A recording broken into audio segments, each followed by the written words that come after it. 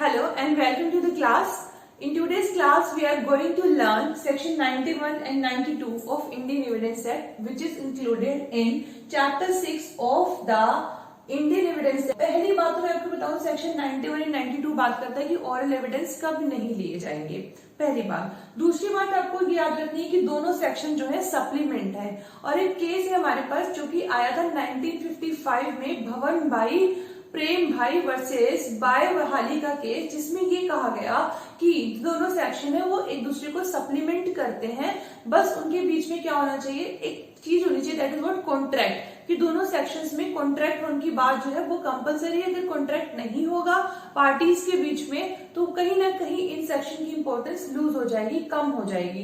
तो सेक्शन 91 और 92 इस चीज के बारे में बात करें, थोड़ा सा इल्म हमें आया। देखिए, हम पढ़ेंगे सेक्शन 91 के साथ पहले, 92 के साथ बाद में। पहले हम एक बात देखते हैं, कुछ कॉन्ट्रैक्ट इस तरीके के होते हैं जिनको लिखने की जरूरत नहीं होती। जैसे मेरे घर में एक स्टूल पड़ा है और मैं उसको 50 रुपए में बेचने को तैयार हूँ, बी को बोला, बी तैयार है खरीदने को, तो इसको लिखने की जरूरत नहीं है। लेकिन कुछ ऐसे होते हैं कॉन्ट्रैक्ट जिनको लिखना जरूरी होता है, और कुछ ऐसे होते हैं जिनको लिखना भी और रजिस्टर कराना भी जरूरी होता है लॉ के द्वारा, कानून के द्वारा। और कुछ में तो मेरी मर्जी है, जैसे मैंने बोला स्टूल, उसमें लिखने की जरूरत नहीं, लिखवा दूं तो वेल एंड गुड, नहीं लिखना है तो भी चल जाएगा। तो कुछ चीजें तो ऐसी हैं, कुछ कॉन्ट्रैक्ट्स मैटर्स ऐसे होते हैं जिनमें लिखावट की, रिटन में लिखने की जरूरत नहीं, मतलब डॉक्यूमेंट में करने की जरूरत नहीं होती, लेकिन कुछ में कंपल्सरी है। जैसे कि डिस्पोजिशन ऑफ विटनेसेस होता है, चाहे क्रिमिनल केस में हो चाहे सिविल केस में हो, या फिर हम बात करें जजमेंट एंड डिक्री होता है सिविल केस में, जजमेंट इन ऑर्डर होता है क्रिमिनल कोर्ट में, क्रिमिनल केसेस में, तो इनमें लिखने की जरूरत होती है। मॉर्टगेज अगर 100 रुपीज से ज्यादा है तो उसको रजिस्टर कराना जरूरी है। तो कुछ चीजें कंपलसरी है बाय लॉ, और कुछ जो है पर्सन के ऊपर है, अपनी मर्जी के ऊपर डिपेंड करता है, whether the person want to register or not, write it or not, और orally करना चाहते हैं तो सेक्शन 91 क्या बोलता है, 91 ये बोलता है evidence of terms of contracts, grants and other disposition of property reduce to form of document. मतलब अगर की कोई कॉन्ट्रैक्ट, कोई ग्रांट या फिर कोई डिस्पोजिशन ऑफ प्रॉपर्टी जिसको डॉक्यूमेंट में कर लिया गया, मतलब कॉन्ट्रैक्ट बना था, डिस्पोजिशन ऑफ प्रॉपर्टी हुआ था या ग्रांट दी गई थी, उसको पहले ही डॉक्यूमेंट में कर लिया, लिख लिया, तो उसका एविडेंस किस तरीके से दिया जाएगा।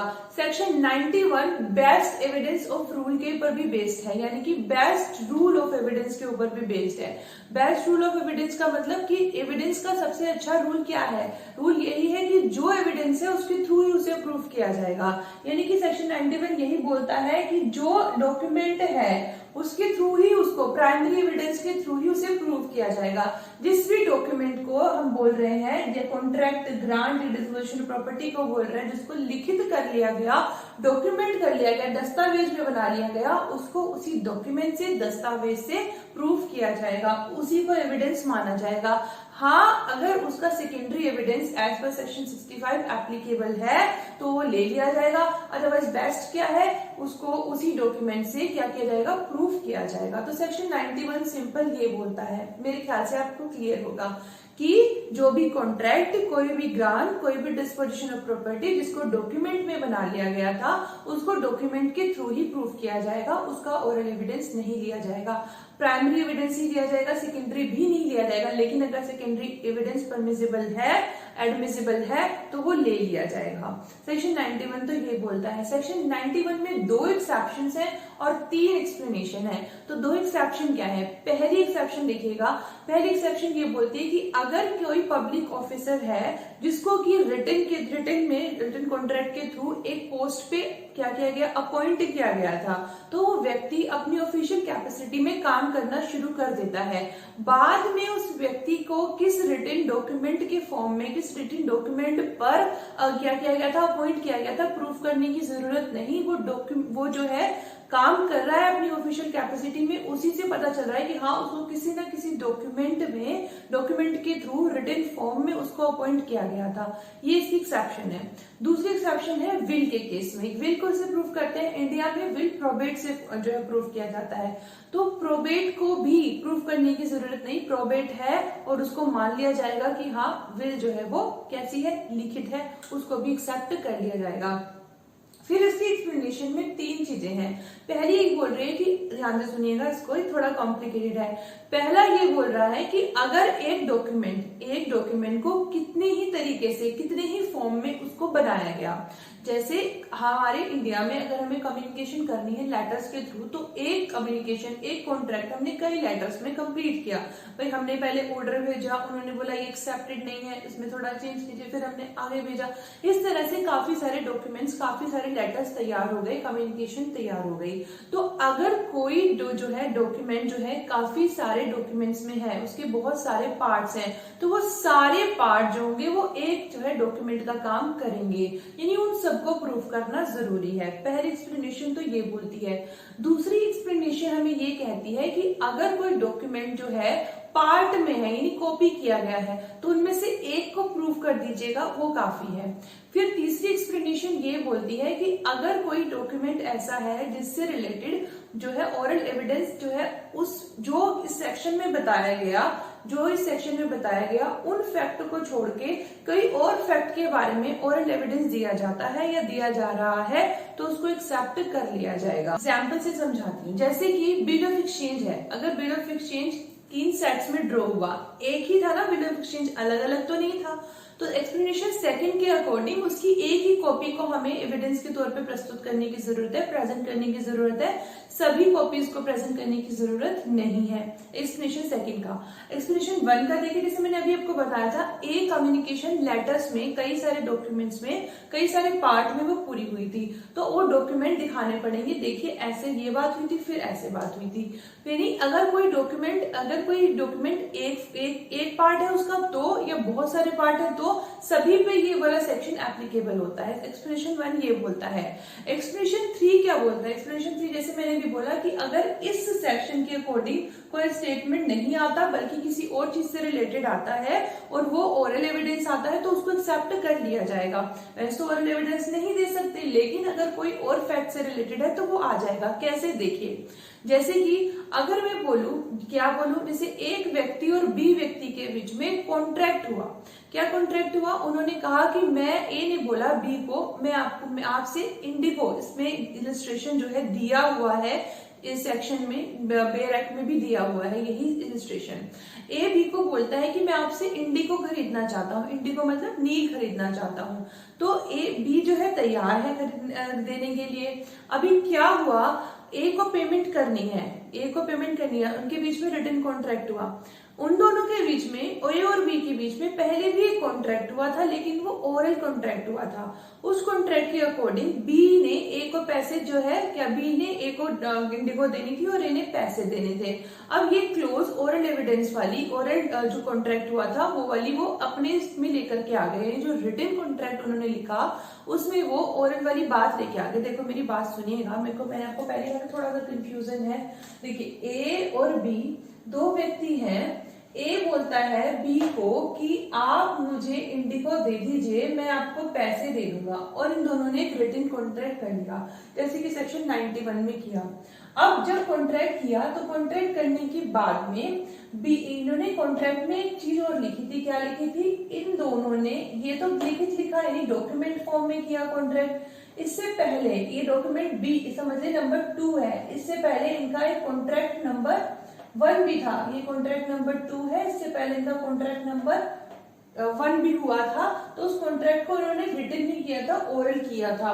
और उसकी जो बात थी, उसकी जो प्रोविजन की पेमेंट देनी है ए ने बी को, पहले भी उन्होंने कॉन्ट्रैक्ट किया था, तो उसका मतलब पहले भी ए ने बी से इंडिगो मांगा होगा, तो ए ने पेमेंट देनी होगी। तो इसमें इन्होंने वो टर्म लिखी कि ए ने बी को पेमेंट दे दी। अभी बी को पेमेंट मिली नहीं है, तो उसने क्या, इसका ओरल एविडेंस देना चाहा। इसी सेक्शन के अंदर जब बात हो रही है कि जी है, ए ने मुझे अभी तक पेमेंट नहीं दी, बी ऐसा बोलता है, तो क्या ओरल एविडेंस एडमिसिबल होगा? क्योंकि वो इस सेक्शन के प्रोविजन में केस से अलग नहीं है। इस प्रोविजन की क्या बोल रहे हैं कि इस सेक्शन के प्रोविजन को नहीं काटता है, इसलिए ओरल एग्रीमेंट, ओरल जो हमारा जो एविडेंस है उसका दिया जा सकता है। तो सेक्शन 91 क्लियर होगा मेरे हिसाब से। बहुत ही सिंपल है, बहुत ही सिंपल लैंग्वेज में कि कोई भी डॉक्यूमेंट फॉर्म में कोई भी कॉन्ट्रैक्ट, ग्रांट या डिस्पोजिशन ऑफ प्रॉपर्टी को अगर रखा जाता है तो उसका एविडेंस क्या होगा, यहां से शुरू करो। पहले क्या किया, कोई कॉन्ट्रैक्ट है, ग्रांट है या अदर डिस्पोजिशन है, उसको डॉक्यूमेंट्री फॉर्म में रख दिया, उसका एविडेंस क्या होगा, तो उसका एविडेंस फिर इसी पे आ जाते हैं, वो खुद वही डॉक्यूमेंट होगा और कुछ नहीं होगा, या फिर सेकेंडरी एविडेंस अगर उस केस में एडमिसिबल है तो वो होगा। एक्सप्लेनेशन इसके 3 है और एक्सेप्शन इसके 2 हैं। याद रखना, पब्लिक ऑफिसर की विल, एक्सप्लेनेशन जो 1 है वो एक्सेप्शन 1 जो है वो पब्लिक ऑफिसर के बारे में बात करती है और एक्सेप्शन 2 जो है वो विल के बारे में बात करती है। तो पब्लिक ऑफिसर की विल और एक्सप्लेनेशन इसकी 3 है।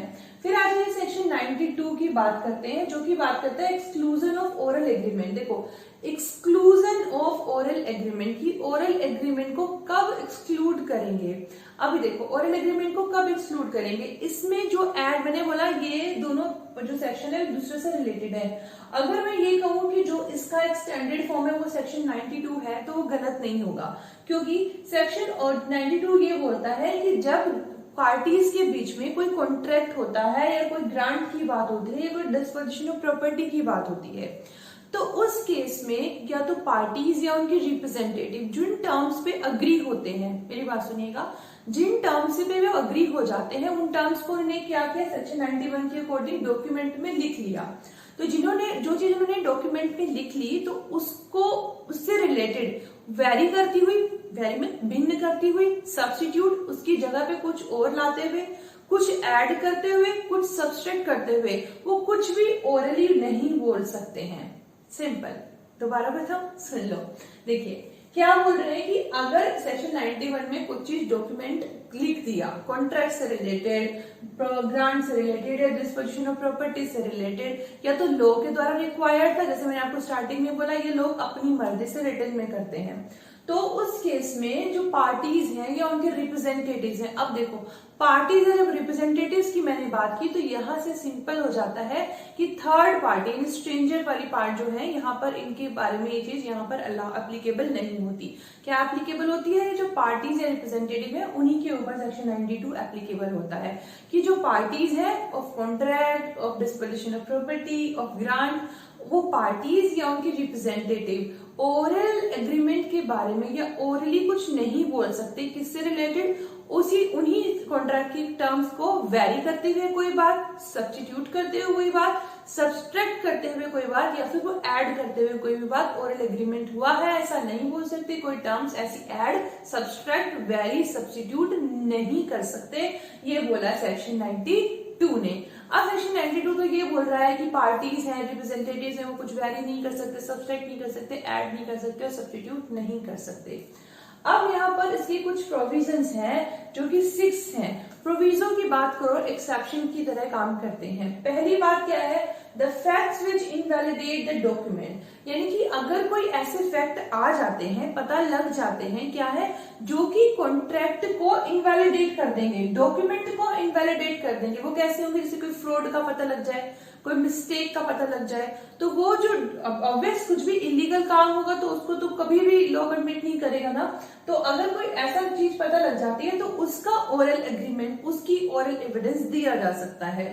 अब पढ़ते हैं प्रोविजो 2 पर, जो बात करता है सेपरेट ओरल एग्रीमेंट की। इसका केस लो है 1972 का Balram Agasti versus Ramesh Chandra Mohanty and others का केस, जिसमें ये बोला गया कि अगर कहीं पर जो हमारे डॉक्यूमेंट की जिसकी हम बात कर रहे हैं कॉन्ट्रैक्ट की, अगर वो कहीं किसी टर्म पे साइलेंट है, मीन्स पता नहीं चल पा रहा कि कहना क्या चाह रहे थे, कुछ नहीं लिखा गया अगर किसी बारे में, तो उस केस में उसका ओरल एग्रीमेंट दिया जा सकता है, ओरल एग्रीमेंट के बारे में बात की जा सकती है, लेकिन इतनी बात है कि वो जो ओरिजिनल डॉक्यूमेंट था उससे इनकंसिस्टेंट नहीं होना चाहिए।